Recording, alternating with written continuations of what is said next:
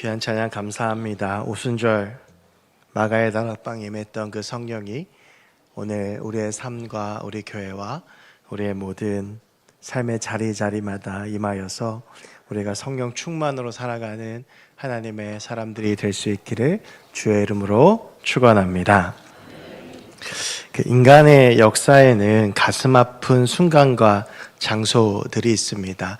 그 가장 상징적인 장소라고 하면 아마 폴란드에 있는 아우슈비츠 수용소를 들 수 있을 겁니다. 저도 아주 오래전에 그 TV에서 쉰드러 리스트라는 영화가 하는 것을 보고 그 수용소에 대해서 좀 알게 되었는데, 그 아우슈비츠 수용소는 나치가 유대인들을 수용하면서 이제 대표적으로는 가스실에서 집단 학살을 했던 장소이지요. 이곳은 유네스코 세계문화유산에 등재되어 있는데, 보통 이제 세계문화유산에 등재된다고 하면 뭐 경치가 좋거나 아니면 뭐 신비롭거나 이제 그래서 등재되는 경우가 많습니다만, 이제 이 아우슈비츠 수용소가 등재된 것은 워낙 인류 역사의 가장 가슴 아픈 순간이기 때문에 그 순간들, 그 역사를 잊지 말자라고 하는 의미로 이제 세계문화유산에 등재를 하고 지금도 많은 사람들이 기억을 하는 장소가 되어 있습니다. 아시아에도 이와 비슷한 장소가 하나 있습니다. 이제 작년에 세계문화유산 등재를 추진한다라고 하는 기사까지 나왔었는데, 캄보디아에 있는 킬링필드입니다. 이제 킬링필드는 1975년부터 1979년까지 이제 캄보디아를 통치했던 폴포츠와 그와 함께했던 붉은 군대라는 뜻을 가지고 있는 크메르 루즈가 이제 캄보디아를 4년 동안 통치를 하면서 그때 자국민의 25%가 학살당한 것으로 추산이 되어집니다. 그때의 그 사람들을 죽였던 곳을 킬링필드라고 합니다. 죽인 다음에 그냥 아무렇게나 다 파묻어 놨죠. 이 킬링필드라고 하는 곳은 어떤 한 지역이 아니고 캄보디아 전역에 산재되어 있습니다. 그만큼 학살이 광범위하게 일어났다라고 하는 의미일 겁니다. 그래서 킬링필드 갔다 왔다 그러면 그 어디인지 일치하지 않는 경우들이 이제 좀 있는데요. 저 같은 경우에도 이제 오래전에 캄보디아를 처음 가서 저는 그때 푸놈펜에서 가장 큰 또 제일 유명한 킬링필드에 방문을 한 적이 있습니다. 이제 거기 가면 그 당시에 발견되었던 이제 유품들, 뭐 어린아이들의 머리끈부터 시작해서 그런 것들이 한쪽에 전시되어져 있고, 또 어떤 방식으로 죽였는지 뭐 그림도 전시되어져 있고, 이제 그 장소를 기억하기 위한 것들이 꾸며져 있는데, 그런데 그때에 제가 그 킬링필드에서 가장 충격을 받았던 것은 그 킬링필드 안에 있는 위령탑 때문이었습니다. 이 위령탑은 캄보디아 전역에 있는 킬링필드 어느 곳에 가든지 동일한 형식으로 되어져 있습니다. 어떻게 되어져 있냐면 아주 높은 탑이 있고요. 그 탑의 사면이 유리로 되어져 있습니다. 그리고 나서 유리로 되어져 있는 그 탑 안에는 우리가 흔히 유골, 이제 유해, 유골이라고 말하는 그 뼈들이 이렇게 들어 있습니다. 근데 이제 제가 갔던 곳이 워낙 큰 곳이다 보니까 거기에는 진짜 무수히 많은 사람의 뼈들, 특별히 해골들이 쭉 있는 것을 보았는데, 그걸 보고 참 큰 충격을 받았던 그 경험이 있습니다. 제가 이렇게 가까이에서 사람 뼈를 본 게 그때가 처음이었거든요. 그런데 그 충격을 저만 받았던 것이 아니라 그때 함께 갔었던 선교팀 모두가 이제 그 유해를 보면서 다 충격을 받고, 그러면서 그 안에 있는 그 죽음의 향기들을 맡았다라고 고백을 했을 정도로 왜 이곳을 킬링필드라고 부르는지 알겠다라고 하는 그런 나눔을 했던 기억이 있거든요. 거기 있는 그 유골들은 그 땅에서 파묻은 유골들입니다. 그래서 그 땅을 파묻어서 유골이 나오면 그 위령탑에다가 이제 봉안을 하고 이제 그렇게 해놓는 것인데요. 오늘 본문을 보면 에스겔 선지자가 마치 이런 킬링필드에 와 있는 것 같다라고 하는 생각이 들기도 합니다. 이제 하나님께서 어느 날이 에스겔 선지자를 불러다가 골짜기에 세우시는데, 그 골짜기에서 보니 그 골짜기 가득히 마른 뼈들이 가득했다라고 하는 것인데요. 오늘 이제 이 에스겔 선지자의 이야기를 좀 잠시 나누어 보려고 합니다. 먼저 이제 오늘 본문의 배경을 좀 보아야지 오늘 책이 조금 더 잘 이해가 될 터인데요. 오늘 본문이 속한 책의 제목은 에스겔입니다. 이제 이 에스겔은 구약 성경을 이제 네 부분으로 나누는데 이제 율법서, 역사서, 시가서, 그리고 예언서 이렇게 네 부분으로 나누는데 이제 그 구약 성경의 가장 마지막 부분이 예언서에 속하는 예언서입니다. 이 예언서는요, 분류에 따라서 조금씩 바뀌기는 하는데 구약 성경 중에서 모두 15권입니다. 이제 여기에 예레미야 애가를 포함할 것이냐, 다니엘서를 포함할 것이냐에 따라서 조금씩 그 권수가 달라지긴 합니다만 통상적으로 이제 15권이라고 보게 됩니다. 근데 이 15권 예언서들이 있는데요. 이 예언서라고 하는 것은 모두가 다 동일한데요. 이 예언서의 책의 제목은 그 말씀을 선포한 예언자들의 이름으로 되어져 있습니다. 그래서 예언서는 모두 다 책 제목이 사람 이름입니다. 하나님께서 이사야 선지자를 통해서 했던 말씀이 모아져 있는 것이 이사야서이고요. 예레미야 선지자를 통해서 하나님께서 선포하신 말씀이 예레미야서에 있고, 우리에겐 잘 알려지지 않은 책들이지만 뭐 나훔, 오바다, 뭐 요엘, 스가랴, 스바냐, 말라 이런 책들도 모두가 다 이제 그 사람 이름을 따고 있고, 그래서 그 선지자들이 그 시대 가운데에서 선포한 하나님의 말씀이 모아져 있는 책이 바로 예언서입니다. 여러분, 그래서 이 예언서를 잘 이해를 하려고 하면 당시의 상황을 잘 이해를 해야 됩니다. 당시의 상황이 어떤지를 알아야 이 예언자가 어떠한 문맥 속에서 이런 말씀을 선포했는지를 알 수 있기 때문입니다. 그 사람이 어떠한 상황 가운데 또 어떠한 대상들을 향해서 이 말을 선포했는지를 알아야 그 말의 문맥들이 읽혀지게 되는 것이죠. 이제 예언서 중에서 특별히 15권 중에서 3권을 대예언서라고 부르는데 그게 이사야, 예레미야, 에스겔입니다. 뭐 다른 이유가 아니라 분량이 많습니다. 그런데 이 이사야, 예레미야, 에스겔이 이제 배열된 순서를 보면 이게 분량 순대로거든요. 이사야가 66장, 에스겔이 52장, 예레미야가 52장, 에스겔이 48장에서 분량 순대로 되어져 있는데, 근데 이게 또 신기하게도 시대 순으로 되어져 있습니다. 즉 이사야가 제일 앞선 사람, 그 다음에 예레미야, 그 다음에 에스겔인데요. 이사야 같은 경우에는 남유다의 마지막 희망이라고 볼 수 있었던 히스기야 왕 때에 활동했던 선지자이고요. 예레미야 같은 경우에는 이 남유다가 바벨론에서 무너질 때, 멸망할 때 말씀을 선포했던 선지자입니다. 그래서 이사야서는 이 내용을 가지고 이사야서를 보면, 그래서 하나님의 무서운 심판 내용도 전반부에 나옵니다만 굉장히 희망찬 이야기들이 40장부터 회복에 대한 이야기들이 나오게 되고요.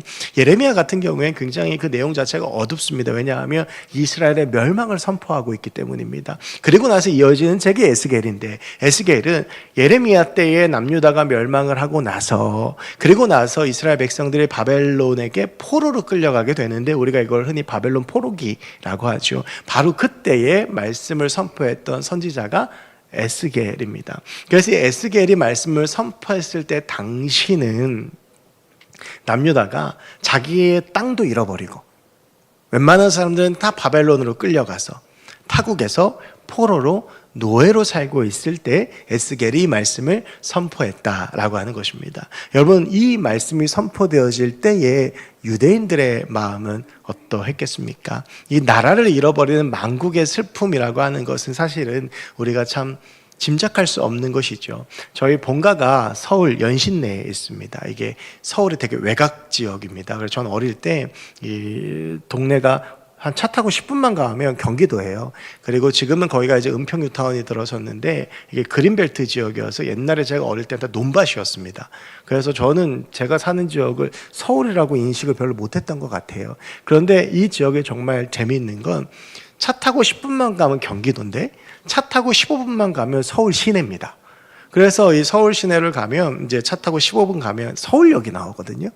근데 이제 서울역을 가다 보면 거치는 동네가 하나 있는데 그 역의 이름이 독립문입니다.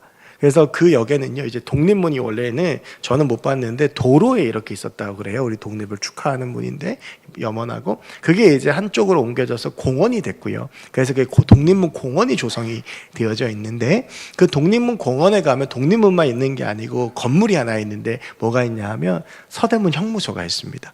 그 서대문 형무소는 굉장히 유명한 곳이죠. 일제치하에서 독립운동하시던 분들이 많이 잡혀가지고 거기에서 고문도 당하고 실제로 순국도 많이 했던 곳이 서대문 형무소인데, 저는 이제 가깝다 보니까 중학교 때 현장학습을 가면 항상 그 서대문 형무소를 많이 갔었습니다. 가서 보면 막 고문 당하는 것도 막 인형들로 재현해 놓고 했는데 정말 끔찍합니다. 근데 이제 그걸 보면서 그런 생각을 했습니다. 얼마나 나라를 잃은 슬픔이 컸고 얼마나 나라를 되찾고 싶은 염원이 강했으면 이렇게 자기의 목숨을 내어놓으면서까지 독립운동을 했을까라고 하는 생각을 어렸을 때 해본 적이 있거든요. 여러분, 이게 이제 나라를 잃고 그리고 나라를 되찾지 못하는 그 아픔과 절망에 대한 이야기인 것이죠. 지금 유다 백성들이 처한 상황이 그러한 상황입니다. 나라를 잃었습니다. 자신들이 목숨보다 귀하게 여겼던 성전이 무너졌습니다. 그런데 그 고향에서 사는 것이 아니라 지금 그들이 바벨론으로 끌려와서 살고 있습니다. 포로로 사는데 더 중요한 건 무엇입니까? 언제 돌아갈 수 있을지 모릅니다. 영토도 이미 여러 사람들이 들어와서 사는 곳이 되었고 군대가 있는 것도 아니고 도무지 돌아갈 만한 희망도 없는 절망적인 상황 가운데 이들이 놓여 있게 된 것이죠. 아마 유대인들이 하루하루 절망과 아픔 속에서 살았을 것입니다. 아마 그들이 살고 있던 바벨론 땅이 킬링필드였겠죠.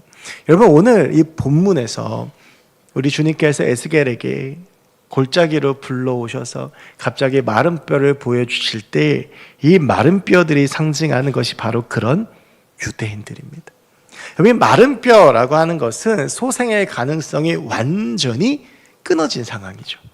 그러니까 이제 예수님께서도 성경에 보면 죽은 사람 살리시지만 그때는 어떻습니까? 죽은 지 얼마 안 돼서 좀 부패가 시작이 됐거나 좀 부패가 진행 중에 나사로를 사흘 만에 살리시지만 이제 그런 상황들인데 여러분, 이게 뼈만 남았다라고 하는 건 이건 소생의 가능성이 없는 거죠. 제가 의학적 지식이 충분하지 않으니까 시체가 죽으면 얼마 만에 백골이 되는지를 한번 찾아봤는데요. 이게 워낙 환경에 영향을 많이 받기 때문에 이제 정확하게 이야기할 수 없지만 제가 찾아본 자료는 최소 몇 개월에서 몇 년까지 걸린다라고 합니다. 근데 지금 이 골짜기에 마른 뼈가 가득하다는 건 무엇입니까? 최소 죽은 지 몇 개월 된 그런 유골들이 다 널려 있다라고 하는 것이죠. 여러분, 이것은 소생의 가능성이 없다라고 하는 이야기인데 이건 바벨론 땅에 끌려온 유대인들을 상징하는 겁니다. 아무 희망도 없고 나라를 되찾을 희망도 없고 어떻게 살아가게 될지 모르겠는 그 유대인들을 상징하는 것이죠. 오늘 본문을 보면 하나님께서 그 에스겔을 데려다가 그 마른 뼈가 가득한 골짜기에 세우십니다. 그리고 물으세요. 3절입니다. 그가 내게 이르시되 인자야, 이 뼈들이 능히 살 수 있겠느냐? 지금 에스겔한테 뭐라고 물으시냐 하면 그 마른 뼈가 가득한 골짜기에 세워놓고 얘야, 저 마른 뼈가 다시 살 수 있겠냐? 여러분, 이게 말이 되는 이야기입니까? 이 뼈라고 하는 건요, 이미 모든 과정들이 다 끝나고 이미 소생의 가능성이 없이 완전히 죽음에 이르렀다라고 하는 겁니다.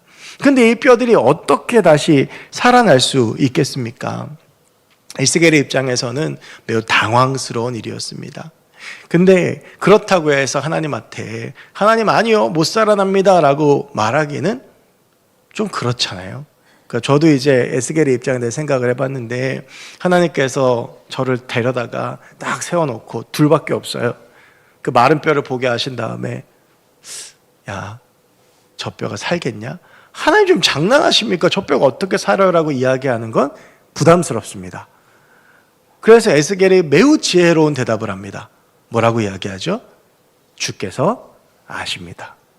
그럼 뭐예요? 나는 모르겠고 하나님께서 나한테 이렇게 하시는데 이유가 있을 것 같은데 하나님은 아십니다. 그러니까 에스겔은 성경의 여러 선지자들 중에서 가장 이해할 수 없는 일을 많이 당했던 사람이에요. 오른쪽으로 390일 누워서 자고 왼쪽으로 40일 누워 자고 사람이 한쪽으로만 누워서 자는 게 얼마나 힘들어요. 그런 일을 하나님이 시키세요? 떡을 구워 먹는데 사람 똥으로 인분으로 이제 떡을 구워 먹게 하고, 이게 에스겔은 참 이해할 수 없는 그런 일들을 많이 겪어서 제가 에스겔이라면 이분 또 시작이네 이랬을 것 같아요. 그런데 에스겔이 이제 분명 여기 하나님의 뜻이 있을 거라고 생각을 하거든요. 그러면서 하나님께서 아신다라고 말하면서 아마 마음 한켠에 그 마른 뼈를 보면서 가슴 아픔이 있었을 겁니다. 왜냐하면 그 마른 뼈가 마치 자기 민족 같거든요. 아무 희망도 없이 절망 가운데 죽어가고 있는 자기 민족들 같아서 아마 이 뒤에 생략되어 있는 말이 이런 말이지 않을까요? 주님, 저 뼈가 살아나는 건 불가능하고 저 뼈를 살릴 수 있는지도 주님 손에 있지만은 하실 수 있다면 살아나면 좋겠습니다. 하나님께서 이 에스겔의 대답을 들으시고 나서 말씀하세요. 에스겔아, 너 이제 저 뼈들에게 대언해라. 내가 저거 살릴 거야. 그래서 에스겔이 그 뼈들에게 대언을 합니다. 그랬더니 어떤 일이 일어납니까? 4절부터인데요. 이 뼈들이요, 조각조각 맞춰지는데 신기하게 자기 주인들을 찾아갑니다. 그러니까 이 뼈들이 막 널려 있으니까 어디서 나온 건지 모르잖아요. 근데 이게 맞아가는데 서서히 자기 뼈들을 찾아가는 거죠. 그 뼈들을 찾아가면서 사람의, 우리가 알고 있는 인체의 신비 가서 보면 왜 있는 전신 엑스레이 찍으면 나오는 그 형태로 이제 이렇게 딱 된 거예요. 근데 그러고 나서 그냥 그 뼈가 맞춰지는 것으로 끝나는 것이 아니라 힘줄이 생기고 살이 오르고 가죽이 덮이면서 진짜 사람의 형태가 되어진 것입니다. 한두 명이 아니었을 거예요. 왜냐하면 오늘 본문을 보면 이 모든 과정이 끝나고 나서 그렇게 큰 군대라고 말하는 것을 보면 군대라고 부를 정도로 많은 사람들이 거기에 그렇게 생겨났다라고 하는 것이죠. 여러분, 그런데 언뜻 보기엔 이게 살아난 것처럼 보입니다. 마른 뼈들이 가득했는데 그 뼈들이 서로가 맞았고, 그리고 나서 힘줄도 올랐고, 그리고 나서 살도 오르고 가죽도 덮였잖아요. 그러니까 이게 언뜻 보기엔 이거 살아났구나 라고 느낄 수 있을지 모르겠지만, 그런데 여기에 중요한 문제가 한 가지 있었습니다. 8절인데 이들 가운데 없는 것이 하나 있었는데 생기였습니다. 여러분, 이제 여기서 이 마치 살아있는 모형 같으나 생기가 없었다라고 하는 이것이 우리가 지난주에 나눴던 창세기 2장 7절의 본문을 생각나게 합니다. 오늘 여기서 히브리어로 생기가 루하라고 하는 말인데 이와 동일한 표현이 창세기 2장 7절에 똑같이 나오거든요. 여러분, 창세기 2장은 지난주에도 그런 말씀 드렸습니다만 하나님의 창조를 좀 더 자세하게 조명해 보는 이야기입니다. 창세기 1장부터 2장 3절까지가 7일 동안의 창조 기사를 다루고 있다면 창세기 2장 4절부터는 그 중에서 인간의 특별함에 대해서 이야기를 하는데, 인간의 특별함은 하나님께서 말씀으로만 천지를 지으시다가 인간은 직접 손으로 빚으셔서 그 코에 생기를 불어넣으셨다라고 하는 것이 인간의 특별함이라고 말씀을 드렸습니다.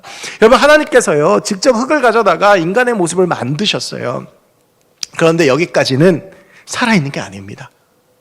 그냥 흙으로 빚으신 밀랍 인형 같은 거예요. 그런데 이것이 어떻게 살아나냐 하면 우리 주님께서 그 코에다 생기를 불어넣으시니 사람이 생명된지라. 그 사람이 살아난 거예요. 여러분, 지금 오늘 본문에도 똑같은 사건이 일어납니다. 뼈들이 들어맞고 힘줄이 생기고 살이 오르고 가죽이 덮였지만 그 속에 생기가 없으니까 생명이 없는 거예요.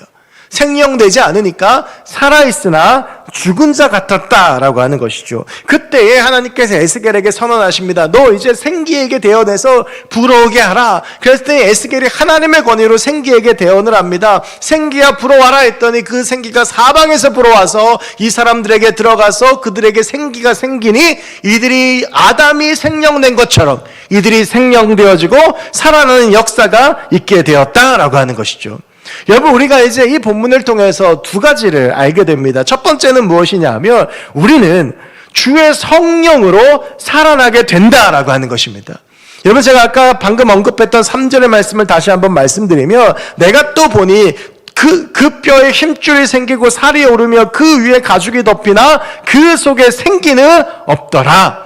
어떤 상태예요? 흩어졌던 뼈가 들어맞고 힘줄이 생기고 살이 오르고 가죽이 덮여서 누가 보더라도 살아있는 사람이었지만 그 가운데 가장 중요한 생기, 즉 생명이 없었던 거예요. 그냥 인형처럼 서 있는 것입니다. 여러분, 이것을 누가 살아있다고 하겠습니까? 여러분, 그런데 에스겔의 대언을 하자 사방에서 생기가 불어옵니다. 그 생기는 히브리어로 루하인데요, 이게 바람, 숨이라고 하는 뜻인데 헬라어로 똑같은 단어가 있는데 푸뉴마라고 하는 단어입니다. 근데 루하와 푸뉴마, 히브리어, 헬라어 이 단어는 모두가 한 단어로 번역이 되는데 무엇이냐 하면 성령 하나님입니다. 여러분, 오늘 에스겔이 대언해서 불어오는 생기는 단순한 바람이 아닙니다. 그냥 단순한 숨결이 아닙니다. 지금 불어오고 있는 것은 무엇이냐 하면 성령의 바람이다라고 하는 것입니다. 그리고 그 성령의 바람이 불어와서 사람들 가운데 들어갔을 때에 마치 살아있으나 죽은 것 같았던 그들이 일어나고 살아나고 군대가 되는 기적이 일어나게 됐다라고 하는 것이죠. 여러분, 우리를 살리는 것이 성령 하나님이신 줄로 믿습니다. 우리가 겉으로 보기에 살아있는 것 같으나 그 속에 생명이 없어요, 소망이 없어요, 희망이 없어요. 그런데 그 가운데에 하나님의 성령이 불어오면 다시 일어나 살게 되는 생명과 능력이 우리 가운데 생기더라고 하는 것입니다. 여러분, 이것을 가장 잘 아시는 분이 누구셨냐 하면 예수 그리스도였습니다. 그래서 예수님께서 공생의 사역을 제일 처음 시작하시면서 하신 게 뭡니까? 세례 요한에게 찾아가시잖아요. 그리고 세례 요한에게 가셔서 그 세례 요한에게 세례를 받으십니다. 세례 요한이 화들짝 놀라죠. 아니, 어떻게 당신이 나한테 세례를 받습니까? 거꾸로 돼야지 맞습니다. 그때 예수님께서 아니야, 너 하던 거 그냥 해라. 그래서 세례 요한에게 세례를 받았더니 그때 어떤 역사가 일어납니까? 하늘의 문이 열리고 비둘기 같은 성령이 예수님에게 임하죠. 여러분, 예수님은요, 이 공생의 사역 가운데 가장 중요한 것이 무엇인지를 아셨습니다. 예수님이 하시는 수많은 사역들, 복음서에 나왔던 그 많은 일들, 기적을 베푸시고 말씀을 전하시고 했던 그 수많은 예수님의 사역들을 단 한 문장, 단 하나로 요약하면 무엇이냐 면 예수님의 사역은 생명을 살리는 사역이었습니다. 영혼을 살리고 육신을 살리시는 사역이었어요. 여러분, 그래서 예수님께서 병든 사람을 고치신 것을 오해하시면 안 됩니다. 예수님께서 병든 사람을 고치시는 신비한 일들을 많이 하시죠. 눈먼 자의 눈도 뜨게 하시고 앉은 병에도 일으키시고 오늘날의 의학기술로도 못 고치는 중풍병도 완쾌시키시고 나병도 치유하시고 심지어 죽은 사람들 살리시잖아요. 근데 여러분, 우리가 이걸 그냥 표면적으로 어떻게 이해를 하냐면 예수님이 이걸 통해서 유명해지시고 전도를 위해서 많은 사람들이 그 표적을 보고 많은 사람들이 예수를 믿도록 하신 것이구나. 여러분, 그런데 만약에 저라면 그랬을 거예요. 저라면 우리 주님께서 그런 능력 주셨다면 저는 그런 목적으로 사용했을 겁니다.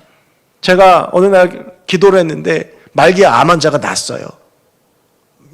예를 들면 말기에 암 환자가 났습니다. 그럼 저는 김해시 시내버스 저녁에 광고를 붙일 겁니다. 김해교회 오면 암이 났습니다. 얼마나 많은 사람들이 오겠습니까? 여러분, 그런데요, 예수님의 목적은 그런 목적이 아닙니다. 그러니까 예수님께서 병든 사람을 고치시고 늘 뭐라고 말씀하셨어요? 너 어디 가서 이거 이야기하면 안 된다. 우리 주님이 병든 사람을 고치신 이유는 자신의 인기를 위해서, 유명세를 위해서, 그걸 통해 사람을 모으기 위해서가 아니라 그 사람을 살리기 위해서예요. 평생 못 봤던 사람의 눈을 뜨게 해주고 평생 못 걷던 사람을 걷게 해줘서 그 사람이 이제는 살 수 있게 해주는 게 예수님의 사역이었어요. 예수님께서 죽은 사람을 왜 고치십니까? 하루아침에 아들을 잃은 과부를 살리기 위해서였어요.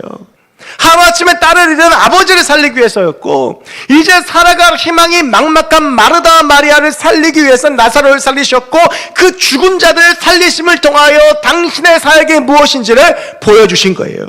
예수님의 사역은 무엇이었냐 하면 죽은 자를 살리는 겁니다. 영혼이 죽은 자, 몸이 죽은 자를 살리고 회복시키시는 것이 예수님의 사역이었는데, 그래서 그 예수님의 사역의 중심이 무엇이었냐 하면 성령이었어요. 살리는 성령이 예수 안에 계셔야 예수님을 통해서 나가는 능력이 사람을 살릴 수 있기 때문입니다. 그래서 여러분, 예수 그리스도 안에는 생명의 성령이 함께 계셨고, 예수님께서 가시는 곳마다 생명이 살아나는 역사가 일어나게 됐던 것이죠. 여러분, 그 예수께서 우리를 살리길 원하세요. 그래서 우리 가운데 보혜사를 보내주시는 거예요. 여러분, 우리가 오늘 같이 이제 암송하게 된 요한복음 14장 16절 17절 말씀을 보면 우리 주님께서 내가 너희를 위해서 또 다른 보혜사를 보내겠다, 내가 너희 가운데 성령을 보내겠다라고 말씀하세요. 왜요? 여러분, 마치 제자들의 모습은요, 생기가 없이 살아있는 것처럼 보이는 그런 사람들의 모습과 같아요. 여러분, 요한복음 21장에 보면 예수님께서 부활하시고 베드로를 찾아가십니다. 그런데 그때 갈릴리 바닷가에 몇 명이 있었냐면 7명이 같이 있어요. 제자 7명이.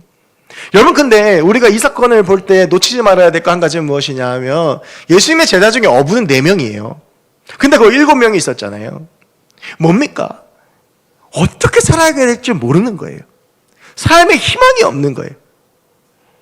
어떻게 사는 거냐 하면 아침에 눈 뜨니까 그냥 살아가는 거예요. 숨이 붙어있으니까 사는 거예요. 살아있으나 죽은 것 같은 거죠. 그 속에 생기가 없는 거예요.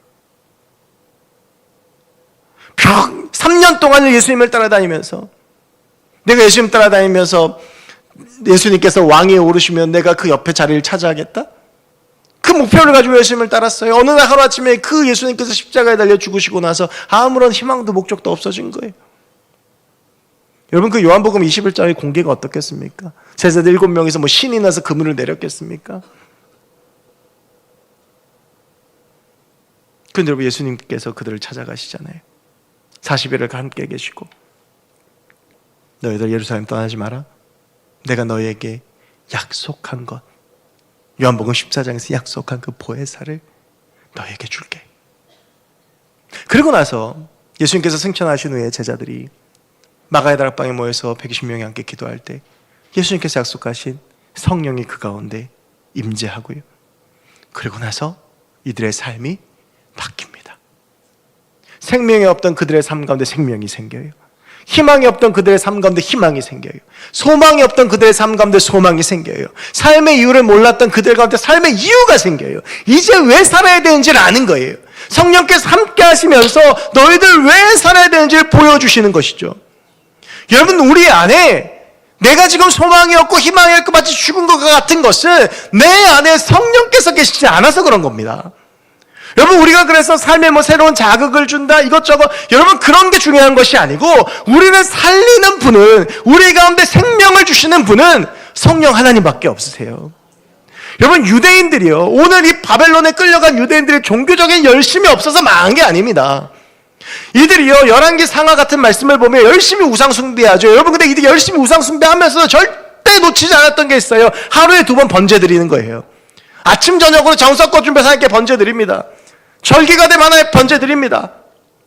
그 종교적인 열심 놓치지 않습니다. 그런데 그들이 종교적인 열심을 다하는데 그들 안에 성령이 계시지 않으니까, 종교적인 열심과 행위만 남으니까 생명이 없는 거죠. 그러니까 그들이 결국 망해서 마른 뼈처럼 끌려와 있는 겁니다. 사랑하는 여러분, 제자들이 성령을 받는 순간 그들의 삶이 바뀝니다. 험하고 깊은 한숨 나던 그 시절이 생명력 넘치는 삶으로 바뀌고, 절망이 소망으로, 희망으로 바뀌게 되는 것이죠. 어쩌면 이스라엘 백성들은 마른 뼈처럼 우리는 아무런 희망이 없다, 다 멸절되었다고 스스로 한탄했을지도 모릅니다. 그래서 우리 주님께서 11절에서 그 환상의 의미를 알려주시면서 이야기하시는 거예요. 또 내게 이르시되, 인자야, 이 뼈들은 이스라엘 온 족속이라. 그들이 이르기를 우리들의 뼈들이 말랐고 우리의 소망이 다 없어졌으니 우리는 다 멸절되었다 하느니라. 그럼 어쩌면 우리가 살아가면서 겪는 문제도 이런 문제들 아닙니까? 살아있는 것 같은데 죽었고, 내 뼈는 다 말라버렸고, 내 마음은 다 말라버렸고. 그런데 그런 이들을 향해서 우리 주님께서 이렇게 말씀하세요. 내가 또 내 영을 너희 속에 두어 너희가 살아나게 하고, 또 내가 또 너희를 너희 고국 땅에 두리니 나 여호와가 이를 말하고 이른 줄을 너희가 알리라. 여호와의 말씀이니라. 내가 내 영을 너희 속에 두어서 이 마른 뼈가 살아나듯이 내가 너희를 살려줄 것이다. 너희 가운데 희망이 없고 소망이 없고 험한 시절 가운데 탄식하고 가슴 아파하고 눈물 흘리며 그렇게 죽은 것처럼 살아가고, 겉으로 보기에는 멀쩡한 것처럼 보이지만 그 속에 썩어 문들어가는데, 내가 성령을 보내서 너를 살려주고 해결해주고 붙잡아주고 지켜주고 세워주겠다고 우리 주님께서 약속하시는 겁니다. 우리가 마른 뼈와 같을지라도 우리 안에 성령의 역사가 충만하면 우리는 다시 살아나게 될 줄로 믿습니다. 여러분이 에스겔 이 말씀을 읽어보면 이게 생기가 성령이라고 하는 것을 이해하고 보면 에스겔이 좀 건방진 거 아닌가라는 생각이 들 수도 있어요. 왜냐하면 생기가 결국에 성령 하나님인데 생기야 불어와라 라고 이야기를 하잖아요. 그런데 여러분, 이거는요, 에스겔이 하나님의 말씀을 대언했다라고 하는 것에 집중을 해야 됩니다. 대언은 뭐예요? 우리가 왜 이 상장 줄 때에도 대독 이렇게 하잖아요. 내 말이 아니에요. 무엇입니까? 하나님께서 주신 권위를 가지고 선언하는 거예요. 여러분, 그래서요, 우리가 그 하나님께서 주신 그 권위를 가지고 성령 하나님께 기도하면 마가의 다락방에 임했던 그 성령이 우리 가운데 충만하게 되는 것입니다.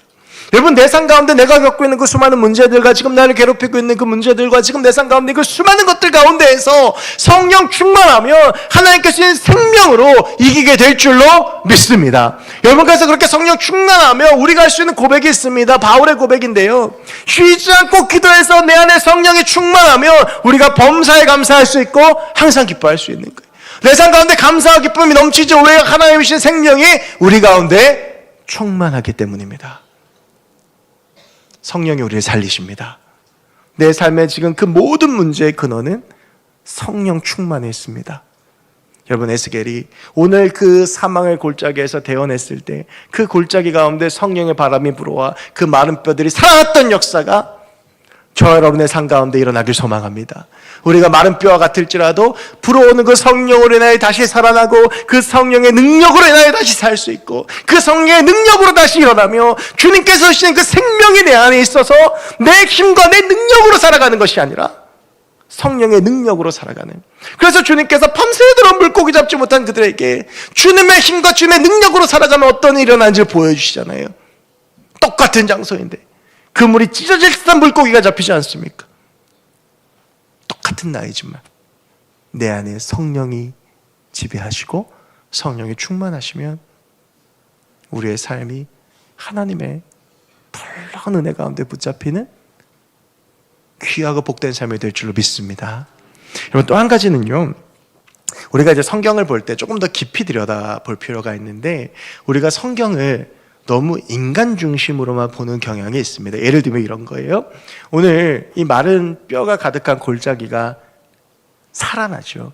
그래서 이 마른 뼈가 살아나죠. 여러분, 그런데 한번 생각해 보십시오. 제가 아까 서두에도 말씀드렸지만 이 킬링필드라고 하는 곳에 갔을 때에 그 수많은 위령탑들에 있는 유해들을 보면서 거기 있는 모두가 느꼈던 단어가 뭐냐 하면 죽음이에요.